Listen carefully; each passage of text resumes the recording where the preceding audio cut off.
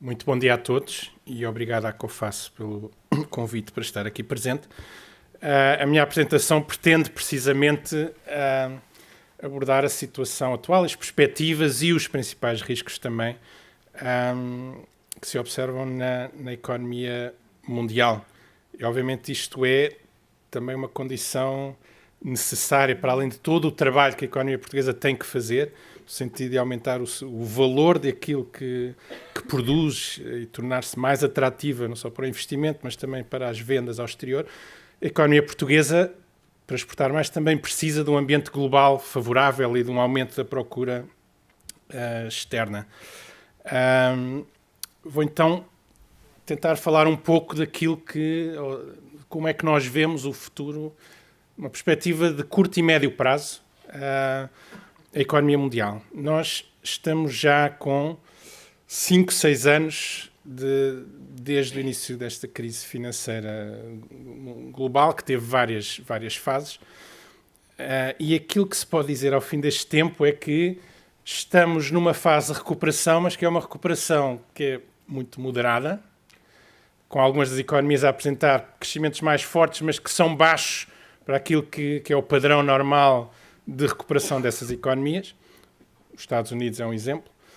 E é uma recuperação desigual, onde é muito patente a ideia de que umas economias estão a conseguir, apesar de tudo, recuperar mais rapidamente, como os Estados Unidos, agora recentemente também algumas boas notícias do Japão, e outras economias, em particular a zona euro, Europa, não só a zona euro, enfim, algumas dificuldades também noutras economias europeias, com mais dificuldades. O PIB mundial no primeiro trimestre deverá ter crescido um bocadinho abaixo de 3%, em termos de variação trimestral anualizada, o que é baixo sobretudo tendo em conta a capacidade produtiva instalada que existe. Esse é um ponto importante. O que é que restringe o crescimento da economia mundial, em particular das áreas mais afetadas, como a Europa, a zona euro em particular? Obviamente, a recuperação está restringida ainda muito por políticas orçamentais restritivas. Na verdade, isto é verdade para a zona euro, mas é verdade também, por exemplo, para os Estados Unidos, que é um ponto que não é muito falado. Obviamente, toda a incerteza em torno da crise da dívida da zona euro penaliza muito. Eu vou falar disso um pouco mais à frente, mas a incerteza, a maneira como a crise da dívida da zona euro tem sido gerida, gera incerteza. A incerteza é, obviamente, inimiga do investimento. E, obviamente, há aqui riscos depois associados à maneira como a crise é gerida. O exemplo de Chipre é a maneira como se lidou com o caso de Chipre. Pode ser discutido se podia ser de outra maneira ou não. A verdade é que é um exemplo de como se traz mais incerteza ainda, não só ao consumo, mas, obviamente, ao investimento.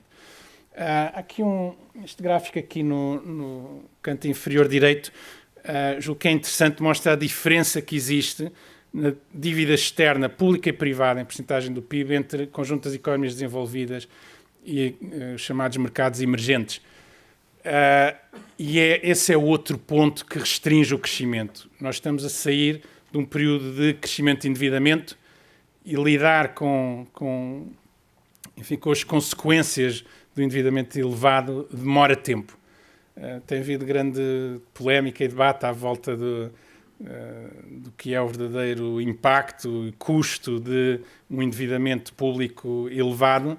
A questão dos trabalhos de Rogoff e Reinhardt, que foram agora, de alguma forma, postos em causa, não foram verdadeiramente postos em causa, e a verdade é que mais erro de Excel, menos erro de Excel, isto é verdade. Níveis de endividamento mais elevados penalizam o crescimento. E isso é verdade, mesmo que não signifiquem contração.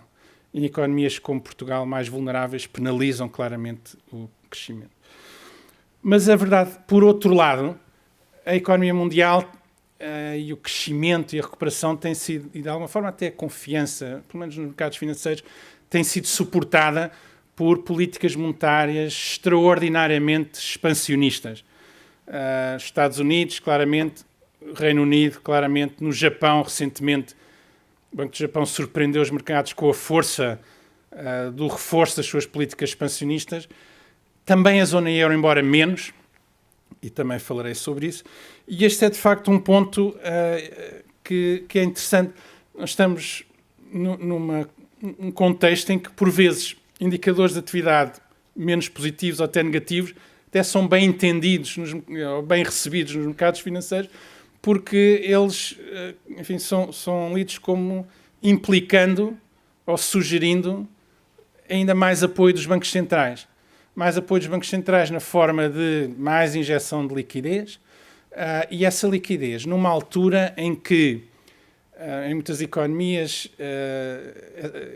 estão ainda um pouco impermeáveis, no sentido em que essa liquidez na verdade não circula muito, também falarei disso um pouco mais à frente, não circula, não se transforma em investimento, em consumo, mas essa liquidez ou está parada ou é canalizada para algum lado, e é canalizada ou tem sido canalizada também para muitos ativos financeiros, por exemplo, e isso explica também as valorizações que têm sido observadas.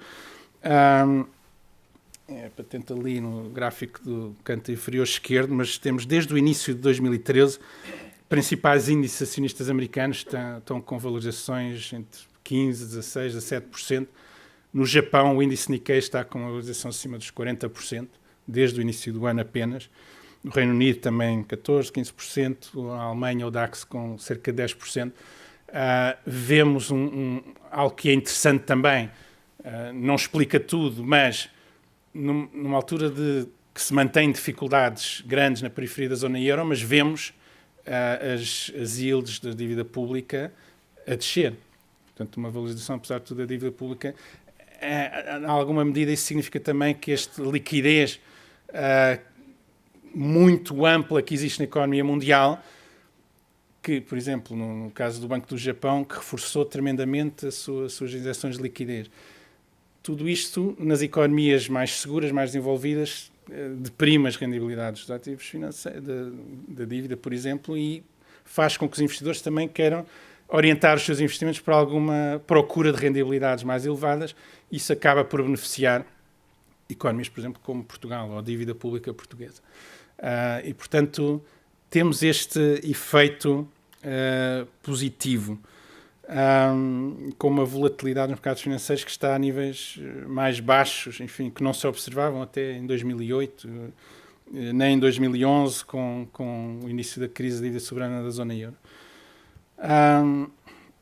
E um outro ponto que é, de alguma forma, positivo para a economia mundial, para as perspectivas até de consumo, é o facto de, ao contrário do que aconteceu no passado, esta liquidez muito disponível, injetada pelos principais bancos centrais, não está a ser canalizada neste momento para as commodities, como foi no passado.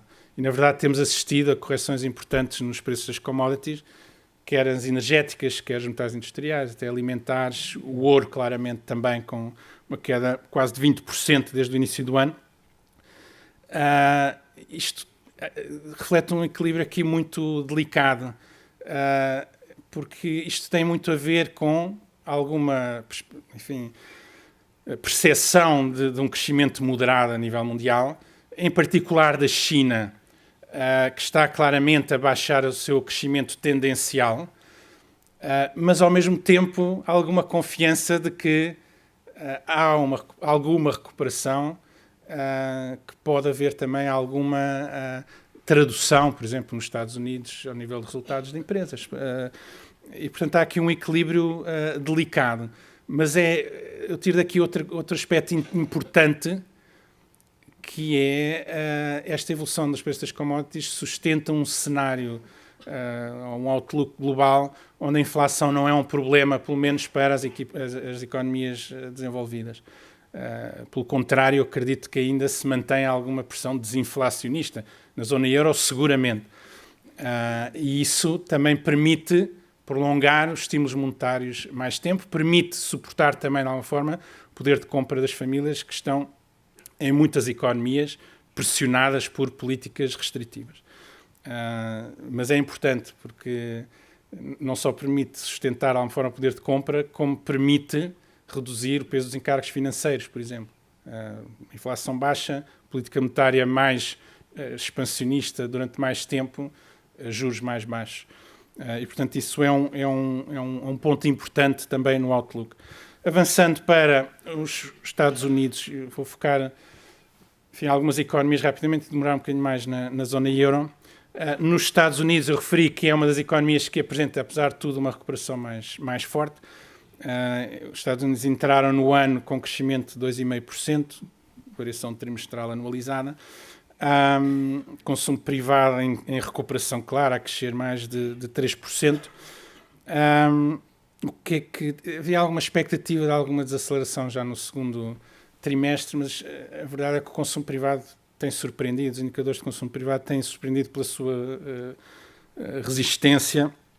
A economia americana está a recuperar muito assente numa recuperação do mercado de habitação, numa recuperação do mercado de trabalho. A taxa de desemprego vem gradualmente descendo, está atualmente em 7,5%. Ainda é um desemprego elevado, mas vem descendo essa taxa de desemprego. O mercado de habitação recuperando significa também mais atividade de construção, de renovação, mais valorização enfim, uma evolução mais favorável na valorização dos ativos imobiliários que ajudam também os consumidores. Também a inflação a descer, mais uma vez suportando de alguma forma o crescimento do consumo das famílias. E há um ponto que é muito importante nos Estados Unidos, em que contrasta muito com o que se passa na zona euro, que há claros sinais de uma maior disponibilidade do setor financeiro em financiar a atividade produtiva das empresas, e também o consumo, e também mais procura de financiamento. E isso é também possível porque a tal desalavancagem, no fundo, tornar a atividade menos dependente do endividamento, esse ajustamento está bem mais avançado nos Estados Unidos do que na zona euro. E isto explica aquilo que é uma recuperação mais forte nos Estados Unidos. Em todo o caso, e eu referi isso há pouco, a política orçamental nos Estados Unidos, neste momento, não contribui para o crescimento. Pelo contrário, é uma política restritiva, necessariamente restritiva, em todos os níveis de governo, desde os governos locais, aos estaduais, ao governo federal. E esse, aliás, um dos riscos que eu referirei para os Estados Unidos são os riscos orçamentais e questões que estão ainda por resolver no Congresso, em relação, por exemplo, ao limite para a dívida pública. E isso continua a restringir a atividade económica. Tivemos até alguns indicadores de atividade industrial menos positivos, que têm a ver, de alguma forma, possivelmente também com tal spending sequestration, a necessidade de cortes automáticos de despesa por parte do governo americano, que acaba por passar também a ter efeitos sobre encomendas a empresas no setor privado, a emprego, etc. E, portanto, a economia americana, apesar de tudo, está restringida ainda por esta via, também por um desemprego relativamente elevado, apesar das melhorias, e então aquilo que nós vemos é a economia americana não conseguir crescer muito mais de 2 e pouco por cento, mais uma vez, bem melhor do que se passa na Europa e na zona euro, mas relativamente baixo ou moderado pelos padrões históricos americanos nesta fase da recuperação. O que é que isto implica para a Reserva Federal Americana? Há um ponto que é muito importante a ter em conta, é que a inflação continua a baixar. Há uma medida de inflação core, extraindo energia e alimentação, que a Reserva Federal Americana acompanha mais de perto, está pouco acima de 1% em termos homólogos. Nós temos visto nas notícias muitas indicações de que a Reserva Federal poderá estar a preparar-se para começar a retirar estes estímulos. Preciso ter cuidado. Outro dia eu ouvia na rádio uma notícia que falava da evolução dos mercados financeiros e explicava isso com os receios, ou com sinais de que a Reserva Federal se prepararia para retirar os estímulos à economia. Não é verdade de todo. Aquilo que se discute é se a Reserva Federal vai começar a atenuar as injeções de liquidez que tem feito ao ritmo de aquisição de títulos de dívida pública e de créditos de dívida hipotecária. Portanto, atenuar o ritmo de injeções de liquidez, não é deixar de estimular a economia, porque isso não é tão cedo que vai acontecer. Por tudo aquilo que eu disse, eu acredito mais que a Reserva Federal vai demorar um pouco mais a retirar a começar a atenuar esses estímulos, mais para o final do ano, início de 2014. Mas há quem defenda que isso pode acontecer já neste verão. Mas a ideia aqui é continuaremos com uma Reserva Federal claramente com uma postura expansionista, mesmo que possa atenuar esse ritmo de injeções de liquidez. E isto, obviamente, tem consequências. Uma nota rápida em relação ao Japão. Tivemos este crescimento de 3,5% anualizado no primeiro trimestre, acima das expectativas. Há aqui um efeito claramente de este impacto inicial destas medidas extraordinariamente expansionistas. O Banco Central do Japão quer duplicar a base monetária em 2 anos. É extremamente agressivo este estímulo monetário. Aquilo que aconteceu foi, de alguma forma, eu falei, não é? O índice Nikkei com uma valorização de mais de 40% desde o início do ano. Há aqui um efeito podemos chamar um efeito sobre confiança, um efeito sobre expectativas, um efeito de riqueza positivo, que terá também levado os consumidores japoneses a avançarem mais livremente nas despesas de consumo. Há, desde há algum tempo, também essa pressão em baixa sobre o ien, de alguma forma terá ajudado as exportações japonesas também. Agora, isto são estímulos imediatos, nós ainda precisamos de ver se isto se traduz, de facto, numa atividade real, de crescimento da atividade real mais sustentada. Enfim, as previsões que temos, e que são mais ou menos consensuais, não são ainda de grande aceleração do crescimento no Japão, crescimentos ainda inferiores a 2% mesmo para o próximo ano. E, portanto, há aqui um efeito claramente que se sente noutras economias com os efeitos da liquidez que é injetada pelo Banco Central do Japão, algum efeito de maior otimismo. Vamos esperar para ver se isto se traduz em crescimento real concreto de uma forma sustentada. Uma palavra rápida em relação à China. Como eu referi, aquilo que eu julgo que a China, e sobretudo com a entrada das novas autoridades, o novo governo, o novo presidente, há aqui claramente uma intenção de moderar o crescimento da China. Sempre que sai um indicador negativo sobre a atividade na China, os mercados financeiros assustam-se muito, mas eu julgo que é algo que nos temos que habituar. E não é mau.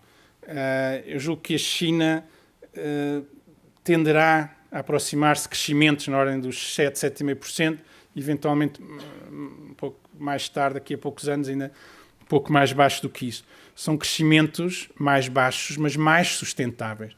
A grande preocupação das autoridades chinesas neste momento é de evitar erros que foram cometidos no passado, em que políticas demasiado expansionistas permitiram também a criação de bolhas também na China, sobretudo a nível imobiliário. E a China desacelerou no primeiro trimestre, um crescimento já de 7,7%, abaixo do esperado e abaixo do último trimestre do ano passado. Mas, na verdade, os últimos indicadores ainda mostram um crescimento do crédito e um crescimento dos preços na habitação. Isto tem muito a ver com um fator de risco na China, que é o papel do chamado shadow banking, em que há formas de financiamento que passam ao lado do sistema mais formal de concessão de crédito bancário e que, de facto, alimentam um risco de criação destas bolhas em determinados ativos, que podem ter consequências negativas se e quando rebentarem. Portanto, esta é a grande preocupação das autoridades chinesas neste momento e acredito que vamos ter que nos habituar a crescimentos progressivamente mais baixos, mas mais sustentáveis da economia chinesa. No curto prazo, isso pode ter aqui algumas repercussões sobre economias asiáticas, por exemplo, mais ligadas ao comércio com a China, eventualmente com outras economias também que exportam mais para a China, mas a médio e longo prazo eu vejo isto como um desenvolvimento positivo.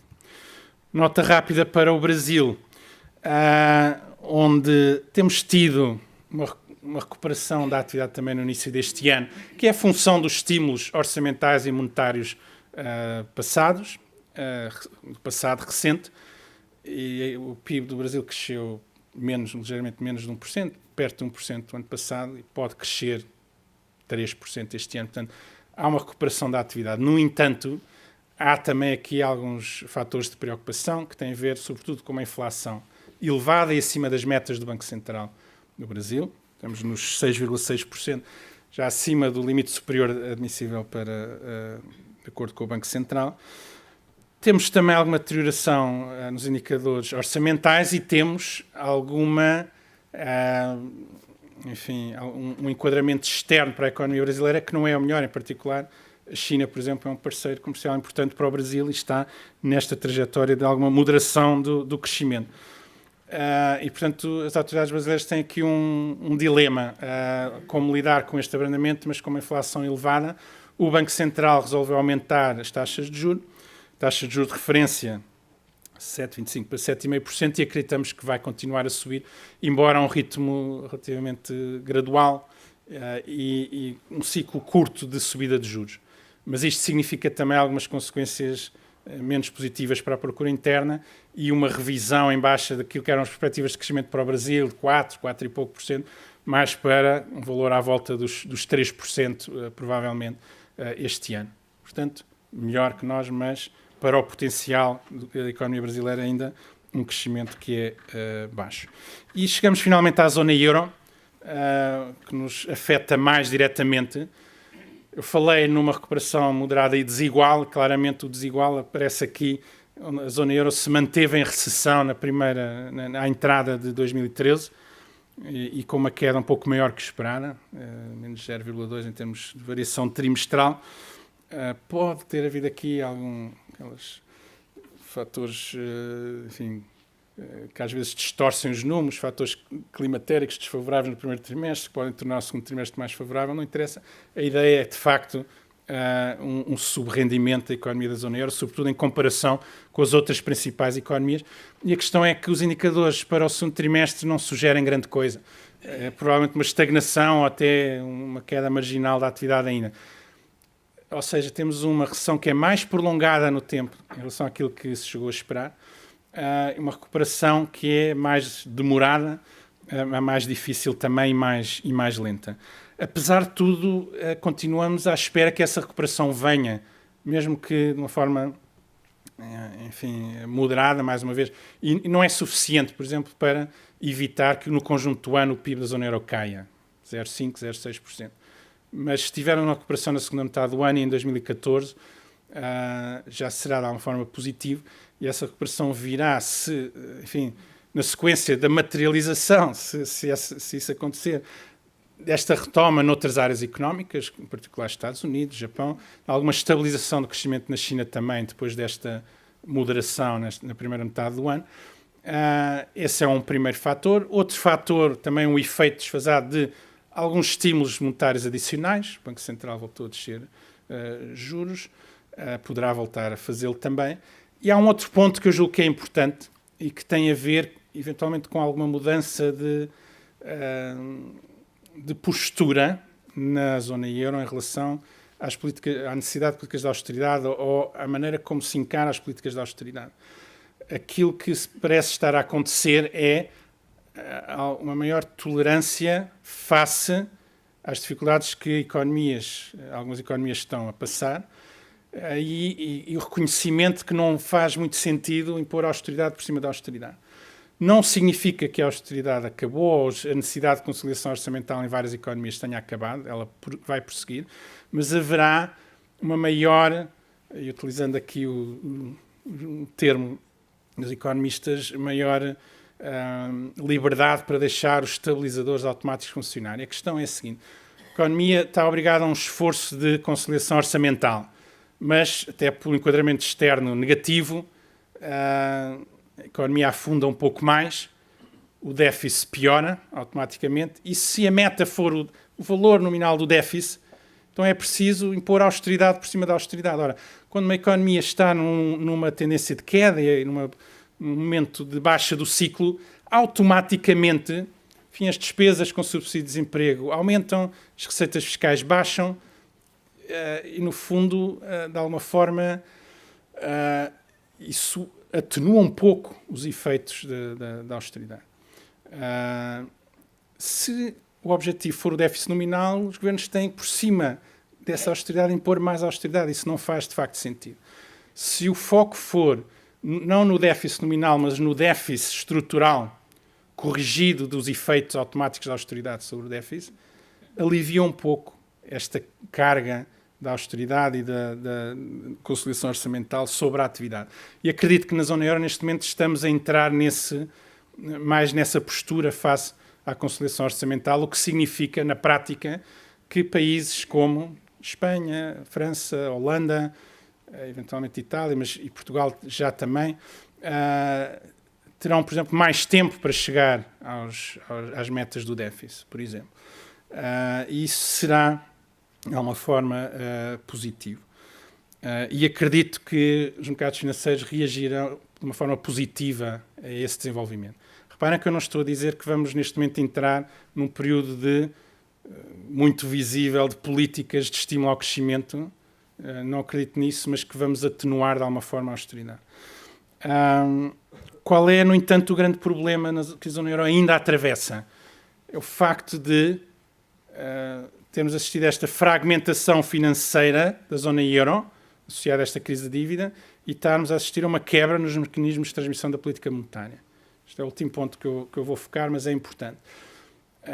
Porque o Banco Central Europeu pode ser muito expansionista, uma política de muito suporte à atividade, mas isso não se traduz em financiamento à atividade económica real. Vemos, gráfico do canto superior esquerdo, o crédito, e em particular o crédito às empresas, em queda. Vemos depois nos dois gráficos seguintes em cima, no gráfico ao centro, vemos essa divergência no que é a queda no crédito nas economias da periferia e ainda um crescimento, mesmo que relativamente moderado, nas economias chamadas core. Vemos que as taxas de juro praticadas nos empréstimos às empresas também apresentam uma divergência grande entre core e periferia, e uma união monetária, na verdade, não pode funcionar desta maneira. Para não falar na questão dos depósitos, por exemplo, que criou-se aqui uma divergência e na percepção dos depositantes e dos aforradores, a ideia de que não é indiferente o sítio onde tem o dinheiro. Portanto, não há total confiança que isso seja assim. Os bancos estão mais restritivos na concessão de crédito, no conjunto da zona euro. Estes dois gráficos em baixo, à esquerda e ao centro, mostram os resultados de um lending survey, um survey que o Banco Central Europeu conduz às condições no mercado de crédito. Qualquer observação acima da linha zero significa que há, no gráfico do canto inferior esquerdo, um aperto adicional das condições de concessão de crédito. Mesmo que a linha esteja a cair, se está acima de zero, quer dizer que houve, em termos líquidos, mais bancos a apertar os critérios de concessão de crédito. No gráfico ao centro em baixo, a leitura tem a ver com a procura de crédito. Qualquer valor abaixo da linha zero significa que há uma queda na procura de crédito. Mesmo que a linha esteja a subir, quer dizer que, enfim, a queda é menos intensa, mas a queda acentuou-se, embora de uma forma menos intensa. E, portanto, também não há procura no conjunto da zona euro.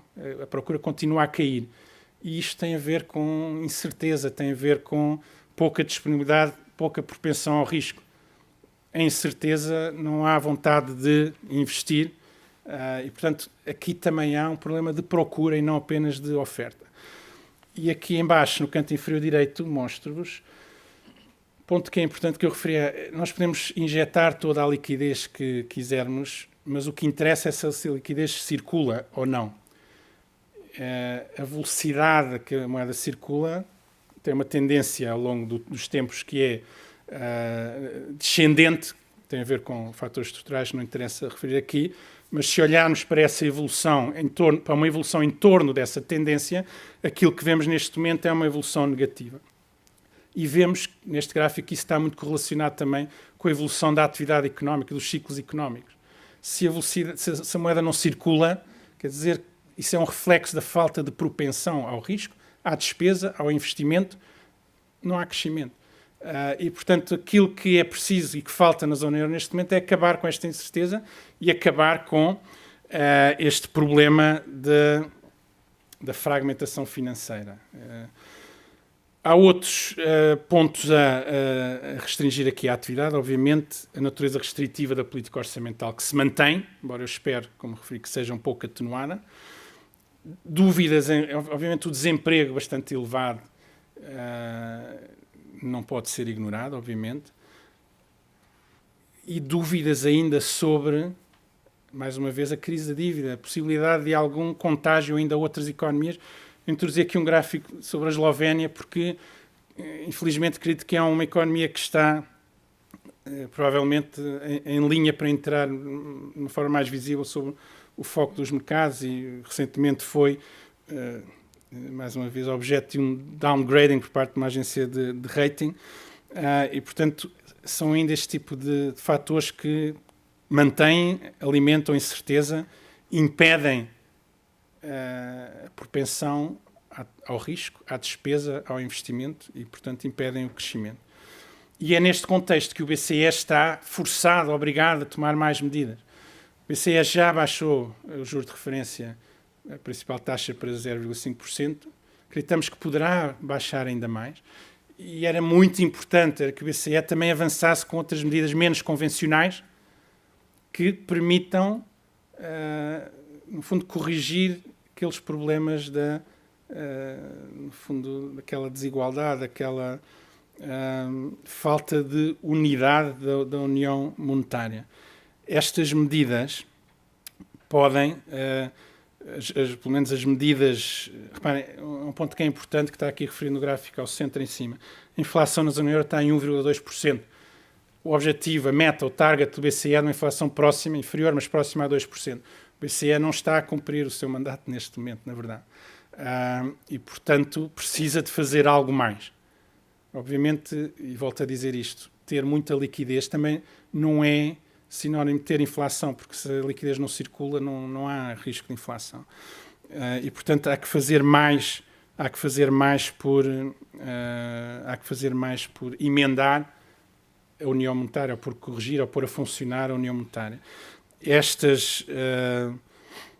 No fundo, estas medidas que o Banco Central poderia adotar, há uma que seria importante, mas não acredito que o Banco Central o faça, que era tomar uma atitude mais parecida com a Reserva Federal dos Estados Unidos ou o Banco do Japão e ser mais ativa na chamada política de quantitative easing, ou seja, de facto, ter objetivos de aumento da liquidez que circula na economia através da aquisição de mais agressiva de títulos de dívida, quer pública, quer privada, mas isso seria preciso mudar o mandato do BCE, mas era importante fazê-lo para equilibrar mais os objetivos de inflação e crescimento, mas coisas que o BCE pode fazer têm a ver com uma dinamização do mercado de titularização de crédito a PMEs, por exemplo, que está lá de forma restringida também, dinamização do papel também do Banco Europeu de Investimentos, que se fala muito, mas há uma divergência grande entre aquilo que é a intenção política de usar o Banco Europeu de Investimentos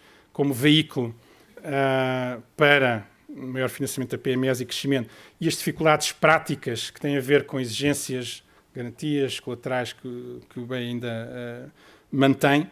Portanto, haveria algum trabalho aqui a fazer. E concluo, então, com as ideias principais para o outlook global. Uma atividade que se iniciou em 2013 moderada, em alguns casos estagnada, e com divergência de desempenhos, mas suportada ainda por uma postura fortemente expansionista dos bancos centrais, que continua a suportar, de alguma forma, os sentimentos dos mercados financeiros e, de alguma forma, também as perspectivas para a atividade, e já, de alguma forma, a atividade, e mantemos esta expectativa de recuperação moderada da atividade global a partir da segunda metade do ano. A economia dos Estados Unidos um pouco mais forte, uma estabilização gradual da zona euro, a passagem de uma fase aguda da crise a uma fase de gestão crónica da crise e alguma estabilização, procura externa também a favorecer a zona euro, os estímulos do Japão também a resultarem em algum crescimento adicional, alguma estabilização depois do crescimento na China e mercados emergentes, apesar de tudo, com crescimento ainda acima da média. A lista de riscos negativos é bem maior do que os tópicos para o outlook global, quase que fazem parecer o cenário central. Não é essa a minha intenção, mas quis elencá-los de uma forma... portanto, não é isto que nós esperamos, mas é aquilo que nós vemos que poderia correr mal. Logo à partida, uma alteração mais cedo do que o esperado e do desejável da postura expansionista do Reserva Federal nos Estados Unidos. Podia gerar aqui algum receio, alguma quebra mais abrupta nos mercados financeiros com consequências para a atividade real. Há um outro risco, não está aqui referido, mas tem a ver com o FED também, que é se estar a alimentar de alguma forma também a possibilidade de alguma bolha em alguns ativos financeiros, e isso poder também acabar com alguns custos. É um risco, portanto, há um equilíbrio aqui muito delicado. Na zona euro, só um parênteses aqui, apesar de tudo o que eu disse, apesar de tudo, sou a médio prazo um otimista em relação à zona euro. Acho que a zona euro veio para ficar, não se vai desmembrar, vai permanecer, mas há um risco, claramente. Há aqui um risco, sobretudo, não podemos controlar em função de desgaste social associado a estas políticas de conciliação orçamental, de fragilidade política de algum país tomar eventualmente essa decisão. Mas não acredito que ninguém vá ser expulso. E a verdade é que aquilo que nós temos tido é, de crise em crise, passos são às vezes frustrantes a velocidade pequena a que são dados, mas passos que são dados no sentido de uma maior integração financeira e orçamental. E acredito que eventualmente chegaremos lá. Deixem-me só dizer isto, não vou falar sobre isto. Os Estados Unidos, desde a sua independência até serem considerados uma união monetária verdadeira, foi um período de 150 anos, mais ou menos. Nós até estamos a andar mais depressa. E eles passaram por problemas muito semelhantes ou até piores do que aqueles que estamos a passar. Obviamente não são situações iguais. O que eu quero dizer com isto é que de dificuldade em dificuldade damos passos pequenos e lá chegaremos. No curto prazo e no imediato temos, no entanto, algum risco de complacência das autoridades em não avançarem com medidas que são necessárias nessa construção da União Bancária. Só isso teria um impacto tremendo na confiança. Também como eu referi já por diversas vezes, existe dinheiro, existe disponibilidade de investimento, não existe vontade para investir por causa da incerteza criada. Portanto, esse risco é um risco forte, o risco de complacência das autoridades da zona euro, o risco de deterioração da situação política e social em alguns países que estão sob maior pressão e um risco de contágio a outras economias, referi a Eslovénia, por exemplo. E nos Estados Unidos, mais para o final do ano, voltaremos a ter esta história, esta novela no Congresso, o debate sobre o limite da dívida e um risco de downgrading dos Estados Unidos por parte da Moody's, sobretudo, que poderemos também considerar. E em relação aos emergentes, o risco de um crescimento menor do que o esperado, com impactos. Não é? Se a China cresce, em vez de crescer 7,5%, 7,7%, como se espera para este ano, se crescer 7% ou menos, isso poderá gerar aqui um efeito mais negativo também, embora, volto a dizer, a médio prazo, julgo que isso é positivo. E no Brasil também, e refiro a estas economias, porque são aquelas que acompanhamos mais de perto, como representativas dos emergentes. No Brasil também a questão da inflação e a necessidade de conter essa inflação também a poder, em conjunto com o abrandamento de outros mercados importantes para o Brasil, gerar um abrandamento maior do que o esperado. Portanto, a ideia é esta, recuperação moderada, liquidez ampla ainda, mas com alguns riscos e a necessidade de os responsáveis de política tomarem as decisões mais certas. Obrigado pela vossa atenção.